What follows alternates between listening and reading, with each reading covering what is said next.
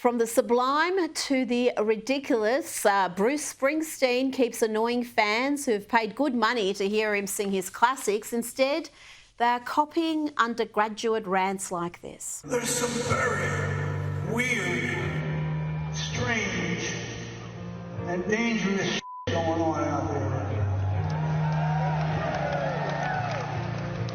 there. In America, they are persecuting people for using their right to free speech and voicing their dissent. This is happening now. In America, the richest men are taking satisfaction in abandoning the world's poorest children to sickness and death. This is happening now. Oh gosh, he's really too old to be this stupid, Alex.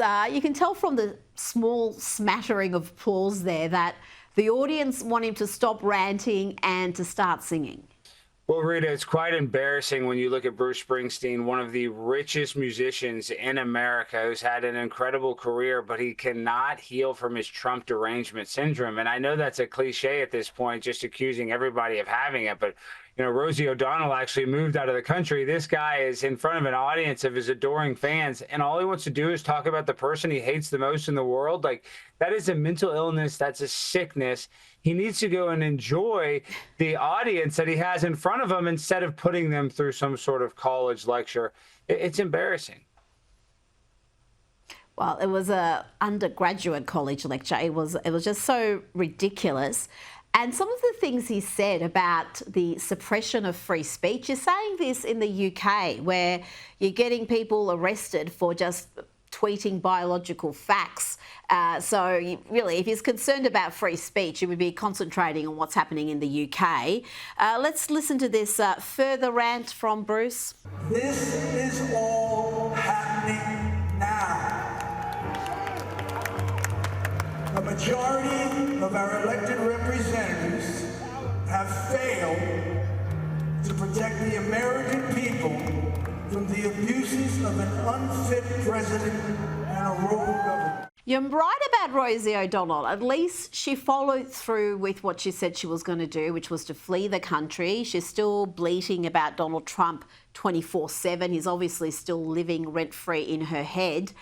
But what about these celebs who campaigned throughout the election season? Bruce was at Kamala's rallies. He sang, he performed, he tried to boost her in whatever way he could. And in the end, she lost comprehensively. Are they ever going to accept that this is the will of the American people? Well, I don't think they will. I mean, I don't understand how they cannot see that over half the country likes Donald Trump. So that means that over half of his fans like Donald Trump. I mean, this is just a harsh reality that they cannot accept. I know the fact that they were all fans. I can guarantee that you can find clips of Bruce Springsteen liking or praising Donald Trump before he ran for president. So it just doesn't make sense. They just need to let it go and just, I would say, go along to just try to make his life better, his fans better. But instead, these people want to constantly fight and defend people like Kamala Harris and Joe Biden, who are, just so incompetent when they were in office. It's really sad, Rita, but that's the Hollywood elite. That's what these musicians, that's why they all stink. And that's why the culture is shifting so dramatically.